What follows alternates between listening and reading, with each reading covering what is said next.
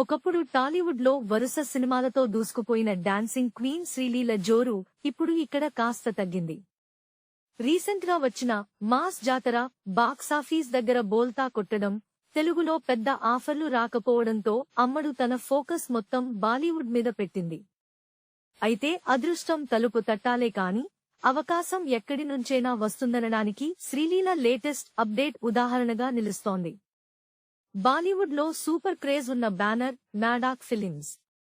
స్త్రీ 2, ముంజ లాంటి black busters ఇచ్చిన ఈ సంస్థ త్వరలో చూమంతర్ అనే ఫాంటసీ రొమాంటిక్ డ్రామాను ప్లాన్ చేసింది. ఇందులో హీరోయిన్ గా అనన్య పాండేను అనుకున్నారు.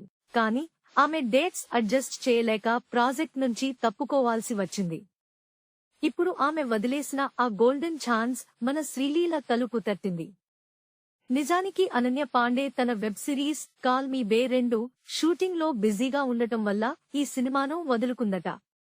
దీంతో మేకర్స్ చూపు శ్రీలీల మీద పడింది. ఇప్పటికే ఆమెతో చర్చలు కూడా జరిపారట.